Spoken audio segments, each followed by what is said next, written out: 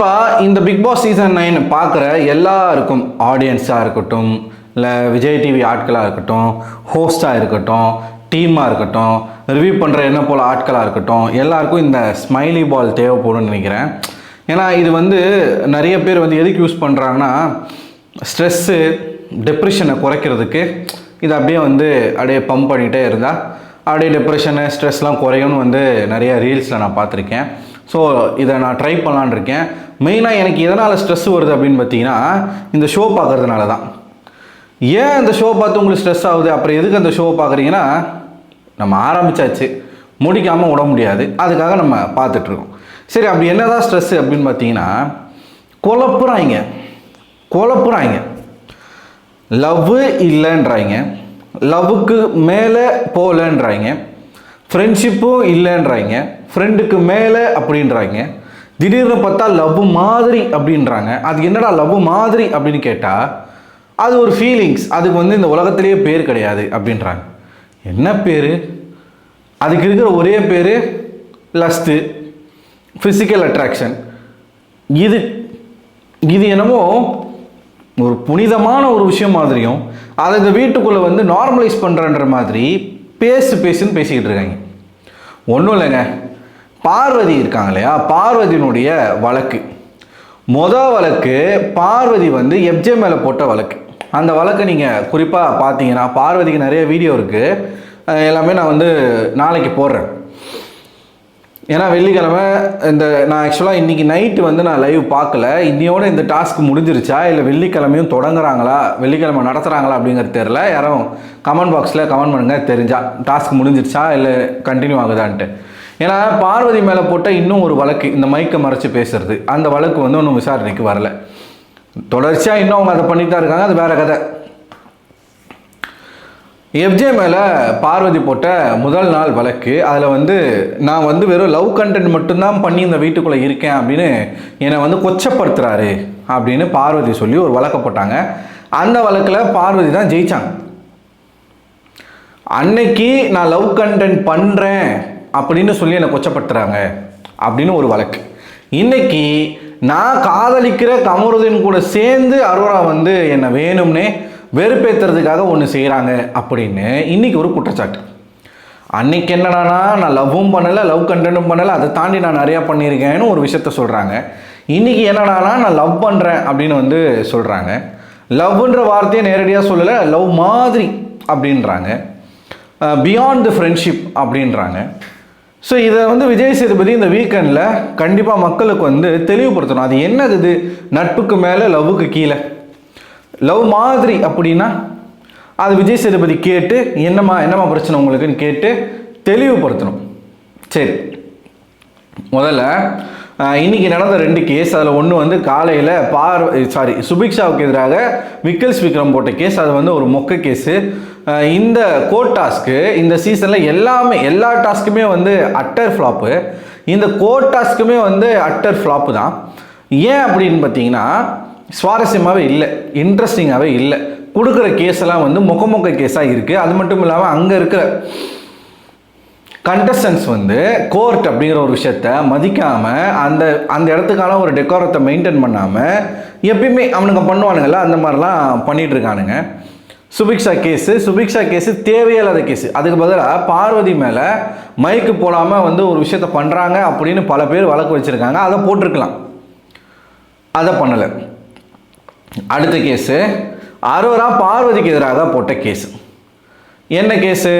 என்னை எப்போ பார்த்தாலும் நான் வெளியில் போகணுன்னு நினைக்கிறாங்க, டெஸ்பரேட்டாக நினைக்கிறாங்க நான் வெளியில் போகணுன்னு சொல்லிட்டு அப்படின்ற ஒரு கேஸ். இந்த கேஸில் பார்வதிக்கு ஆதரவாக அட்வொகேட்டாக களமிறங்குறாரு கமருதீன். இந்த கேஸில் இன்டைரக்டாக சம்மந்தப்பட்டிருக்க நபர் யாருன்னா கமருதீன் தான். இப்போ பார்வதி அரோராக்கு நடுவில் கமருதீன். நேற்றுக்கு பிக் பாஸ் ஒரு விஷயத்த சொல்கிறாப்புல, அமித் அவர்கள் கேஸில் சம்மந்தப்பட்டிருக்காரு, அவர் பேர் இருக்குது, இதில் கமருதீன் பேர் இல்லை, ஆனால் பேசின இடங்கள் முழுக்க கமருதீன் மட்டும்தான் இருந்தாப்புல. கேஸில் சம்மந்தப்பட்டிருக்கிறதுனால அவர் ஜட்ஜாகவும் வர முடியாது, அட்வொகேட்டாகவும் வர முடியாது, கோர்ட் அஃபீஷியல்ஸாகவும் வர முடியாது சொன்னாரா? இன்னைக்கு கமருதீன் பார்வதிக்கு ஆதரவாக வழக்கறிஞராக வராரு. பிக் பாஸ் அதை தடுக்கலை. இதில் காமெடி என்ன தெரியுமா, அந்த சைடு அரோராவுக்கு ஆதரவாக விக்கல்ஸ் பற்றி தெரியும்ல, பயங்கரமாக வார்த்தைகளை வச்சு மேனிப்புலேட் பண்ணக்கூடிய ஒரு பர்சன். நிறைய வார்த்தைகளை பிடிச்சி பயங்கரமாக கேட்டாப்புல. இதில் பார்வதிக்கு ஒரு மிகப்பெரிய எதிரி யார் தெரியுமா, கமருதீன் தான். கமருதீன் வந்து பார்வதியுடைய அட்வொகேட்டாக போயிட்டு அரோராவுக்கு ஃபேவராக பேசிக்கிட்டு இருக்காப்புல. அரோரா வந்து எங்கள் ஃப்ரெண்ட்ஷிப்பை முடிச்சிட்டாங்க, பார்வதிக்கும் எனக்கும் வந்து ஒரு இது போயிட்டுருக்கு, ஸோ நம்ம நெருங்கி பழகிறது வந்து பார்வதிக்கு அஃபெக்ட் ஆகுது, அவள் வந்து பொசசிவாக ஃபீல் பண்ணுறா அப்படின்னு சொல்லி அவங்க ஃப்ரெண்ட்ஷிப்பை முடிச்சுட்டு போயிட்டாங்க.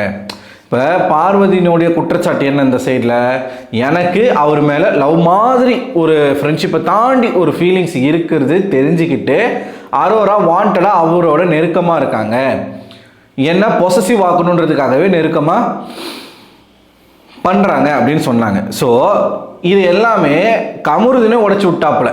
அரோரா பக்கத்தில் இருக்கக்கூடிய நியாயங்களை கமருதீனே உடைச்சி விட்டாப்புல. நிறைய விஷயங்கள் இந்த ஐடி கார்டு மேட்டரில் கூட கமருதீன் எந்திரிச்சு சொல்கிறாப்புல, இது வந்து அவங்களோட ஐடி கார்டு தான், அது வந்து தப்பு இல்லை அப்படின்றாப்புல. இவன் கூட இருந்தே பார்வதிக்கு குழி பறிக்கிறான் அப்படிங்கிறது பார்வதிக்கு தெரியலை. கேஸ் முடிஞ்சு அந்த கேஸில் வந்து அரோரா ஜெயிக்கிறாங்க. இன்னும் நிறைய பேசுவோம். அதில் வெளியில் வந்துட்டு அரோரா கிட்ட சொல்லிக்கிட்டு இருக்காப்புல, பாத்தியா நான் உனக்கு ஃபேவராக வந்து எவ்வளோ பேசினேன் பார்த்தியா, நான் வந்து எப்பயுமே வந்து யாருக்கு அட்வொகேட்டாக இருந்தாலும் நான் வந்து கரெக்டாக தான் பேசுவேன். ஆடா பாவி, உன்னை நம்பி அந்த பொண்ணு அங்கே வந்து எல்லாருக்கிட்டையும் சவால் விட்டுக்கிட்டு இருக்கு, நீ என்னடானா கூட இருந்துக்கிட்டே இந்த வேலையை பார்க்குற. ரைட் நிறைய பாயிண்ட்டை இவருக்கே எடுத்து கொடுக்குறாப்புல. யாருக்கு, பார்வதி ஒன்று சொல்கிறாங்க, கமருதீன் ஒன்று சொல்கிறாப்புல. ரெண்டு பேர் சொல்கிறதும் ஏருக்கு மாறாக இருக்குது. விக்கல்ஸ் அந்த பாயிண்டெல்லாம் பிடிச்சி கரெக்டாக கேட்டு, இதில் ஜட்ஜாக ரெண்டு பேர் இருந்தாங்க, ஒன்று கனி, இன்னொன்று சாண்ட்ரா. இந்த சாண்ட்ரா இருக்காங்க பாருங்கள், எப்பா, அதாவது குரூப்பிசம் நான் குரூப்பிசத்தை உடைக்க போகிறேன் அப்படின்னு சொல்லிட்டு வந்துட்டு இவங்க பண்ணுறாங்க பாருங்கள் ஒரு அல்ட்ரா குரூப்பிசம்.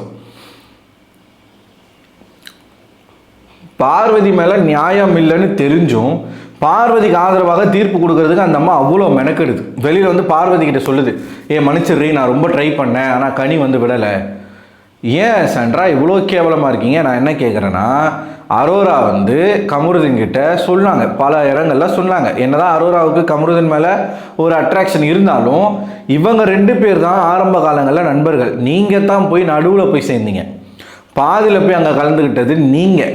ஸோ அவங்கள பிரித்தது நீங்கள் தானே தவிர்த்து, ஆக்சுவலாக அரோரா உங்களை பிரிக்கலை. அது மட்டும் இல்லாமல் இந்த கமருதீனை நீங்கள் நம்பிக்கிட்டு இருக்கீங்க, அவன் உங்ககிட்ட சண்டை போட்டு கமருதீன் போய் அரோரா கிட்ட உங்களை பற்றி என்ன கேவலமாக பேசியிருக்கான்றது உங்களுக்கு தெரியாது. மேபி வெளியில் நீங்கள் போய் பார்த்தீங்கன்னா உங்களுக்கு தெரியும். அதெல்லாம் சொல்கிறாங்க, எல்லாருமே சொல்கிறாங்க. ஆனால் இந்த மேடம், ஏன்னா அவங்களுக்கு ரிலேஷன்ஷிப் தேவையில்லை, அவங்களுக்கு தேவை கமருதீனுடைய அரவணைப்பு, கமருதீனுடைய சுவாசம், கமருதீனுடைய ஒரு வேர்வை, ஏதோ ரொம்ப கொச்சையாக போதோ, கமருதீனுடைய வாசம் வேணுங்க. தொட்டுக்கிட்டே இருக்கணும். நீங்கள் காலையில் பார்த்தீங்கன்னா விக்கல் ஸ்பீக்கரை முன்னாடி கட்டி பிடிப்பாங்க, அவன் முன்னாடி தான் கட்டி பிடிக்கணும், வாடான்னுவாங்க. மைக்கை மறைச்சி பேசாதீங்கன்னு எத்தனை வாட்டி சொன்னாலும் மறுபடியும் மைக்கை மறைச்சியே தான் பேசிகிட்டு இருப்பாங்க இந்த செகண்ட் வரைக்கும். பார்வதிக்குன்னு ஸ்பெஷலாக நிறைய வீடியோ வருது. ஸோ ஒரு ஜட்ஜுன்றவங்க யார் சூஸ் பண்ணாலும் நடுநிலைமையாக இருக்கணும். அங்கே வைக்கக்கூடிய வாதங்களை வைத்து தான் அவங்க வந்து தீர்ப்பு சொல்லணும், கருத்து சொல்லலாம். ஜட்ஜஸ் வந்து நல்லா புரிஞ்சுக்கோங்க, ஜட்ஜஸ் வந்து கருத்து சொல்லலாம், கருத்து தீர்ப்பாக தான் மாறாது. தீர்ப்பு எதை வச்சு சொல்லணும் அப்படின்னா, அங்கே வாதாடப்பட்ட வாதங்கள், முக்கியமாக சாட்சியங்கள், எவிடன்ஸை வச்சு மட்டும்தான் ஜட்ஜஸ் வந்து தீர்ப்பு சொல்லணும். ஆனால் சாண்ட்ரா என்ன பண்ணுறாங்க, எப்படியாச்சும் பார்வதிக்கு ஃபேவராக வந்து நம்ம கொடுத்துடணும் அப்படிங்கிறதுல கங்கணம் கட்டிட்டு அழைகிறாங்க. அரோரா கிட்ட இப்போ தோற்றக்கூடாதுன்னு சொல்லிட்டு பார்வதிக்கு அதாவது பார்வதியோடைய விஷயம் ஒன்று இருக்கட்டும், சேனல் என்ன பண்ணாங்க தெரியுமா, கமருதீன் வந்து எல்லாமே வந்து அரோராக்கு ஃபேவராக பேசிக்கிட்டு இருக்காரு அப்படிங்கிறதுனால டக்குன்னு என்ன பண்ணிட்டாங்க, இந்த கோர்ட் டாஸ்க்கை கொஞ்சம் நேரம் வந்து ஒத்தி வச்சிட்டாங்க. ஒத்தி வச்சுட்டு வெளியில் போய் நீங்கள் டிஸ்கஸ் பண்ணலான்னு சொல்லி ஒரு 10 நிமிஷம் டைம் கொடுத்துட்டாங்க. கமருதீன் லிட்டரலாக பார்வதி என்ன சொல்கிறாங்களோ அதை அங்கே அப்படியே ஒப்பிக்கிறாப்புல. பார்வதி தான் அங்கே எல்லா பாயிண்ட்டும் எழுதி கொடுக்குறதுலேருந்து சொல்லி கொடுக்குற வரைக்கும் பார்வதி என்ன சொல்கிறாங்களோ ப்ராம்ப்ட் மாதிரி அங்கே பேசிக்கிட்டு இருக்காப்புல. அந்த ஆள் அப்பயே சொன்னார், எனக்கு செட் ஆகாது, நான் வந்து உனக்கு சாட்சி சொல்ல வரேன், நீ அட்வொகேட்டாக வேறு யாராச்சும் போடுன்னு சொன்னால் வாண்டடாக நான் கமருதனை தான் போடுவேன் அப்படின்னு பார்வதி ஏதோ ஒரு கேம் பிளான் பண்ணுறாங்க. ஆனால் அந்த கேம் இன்றைக்கி அவங்களுக்கே வந்து ரிப்பீட் ஆயிடுச்சு அப்படின்னு தான் நான் சொல்லுவேன். அசிங்கம் எவ்வளோ தாங்க அசிங்கப்படுவாங்க, அசிங்கப்பட்டுகிட்டே இருக்காங்க. அவன் ஒன்று பேசுகிறான், நீ ஒன்று பேசுகிற, அவன் என்னடானா அரோராக்கு ஜட்ஜு அட்வொகேட் மாதிரி பேசுகிறான், நீ என்னடானா முழுக்க முழுக்க அரோராக்கு வந்து என் மேலே வன்மம், நானும் கமருதனும் ஒன்றா இருக்கிறது பிடிக்கல, அந்த பொண்ணு எத்தனையோ வாட்டி காரி துப்பியும் இவன் தான் திரும்ப திரும்ப போய் பேசிக்கிட்டு இருக்கான். திரும்ப போய் பேசினா அந்த பொண்ணு ஏற்றுக்குது, அது வேற கதை. ஆனால் போகிறது யார்? இவன் தான். அவனுக்கு வந்து அரோராவும் தேவை, பார்வதியும் தேவை. சைஸ் வாரியாக அண்ணன் வந்து போட்டு வச்சுருக்காப்புல இப்போ லிஸ்ட்டு. நடுவில் சில வார்த்தைகள் வந்து விக்கல்ஸ் வந்து விட்டுருந்தாரு. அந்த வார்த்தைகளை பிடிச்சிக்கிட்டு பார்வதி வந்து பேசியிருந்தாங்க. தப்பே கிடையாது. என் கமருதீன் அப்படின்னு சொல்கிறாங்க. இப்போது நீங்கள் இது காதல் மாதிரி அப்படின்னு சொல்லும் பொழுது லிட்டரலாக வந்து அது காதலுக்குள்ளே தான் அடங்கும். அண்ட் ஏன்னா காமம்னு சொல்ல முடியாதுங்க, காதல்னு தான் சொல்லி மழுப்பி ஆகணும், வேறு வழியே கிடையாது. அப்படி சொல்லும் பொழுது உங்களை இந்த மாதிரி கேள்வி கேட்கறதுல தப்பே இல்லையே. இல்லை, நான் என்ன கேட்குறேன்னா, அந்த வீடு வந்து காதல் பண்ணுறதுக்கான வீடா? இப்போ பார்வதி சொல்கிறாங்களா, நான் லவ் கண்டென்ட் மட்டுமே இந்த வீட்டுக்குள்ளே பண்ணி வரலன்னு, நீங்கள் என்னெல்லாம் பண்ணியிருக்கீங்க அப்படிங்கிறத நான் தனியாக ஒரு வீடியோவே போட்டு காட்டி, ஒரு குறும்படம் போட்டு காட்டி பார்வதியினுடைய லீலைகள் சொல்லிட்டு நான் போடுவேன் நாளைக்கு. ஸோ ஓவராலாக இந்த டாஸ்க் வந்து வேஸ்ட்டு, போர் அடிக்குது, பார்க்குறதுக்கு சுவாரஸ்யமாகவே இல்லை. இந்த வீக்கெண்ட்லேயும் விஜய் சேதுபதி வந்து இதையே பேசி தான் போகிறாரு. சுவாரஸ்யமாக இல்லை, நல்லா இல்லை, ஃபன் இல்லை, என்டர்டெயின்மெண்ட் இல்லை, டாஸ்க்கு ஒழுங்காக பண்ணலை, அடுத்த வாரம் உங்களை வந்து சந்திக்கிறேன் அப்படின்னு போயிடுவார். ஸோ நீங்கள் என்ன நினைக்கிறீங்க மக்களை? இன்றைக்கி நடந்த கேஸ் பார்வதியை பற்றி உங்களோட கருத்து என்ன? கமருதீனுடைய அந்த வழக்காடும் விதம் எப்படி இருந்துச்சு? எல்லாமே உங்களோட கருத்துக்களை மறக்காமல் கமெண்ட் பாக்ஸில் கமெண்ட் பண்ணுங்கள். இந்த வீடியோ பிடிச்சிருந்தால் இந்த வீடியோ லைக் பண்ணுங்கள், உங்கள் நண்பர்களுக்கும் ஷேர் பண்ணுங்கள். அடுத்த ஒரு வீடியோவில் உங்களை சந்திக்கிறேன். அதுவரை உங்களிடமிருந்து விடைபெறுவது நான் அரவிந்தன்.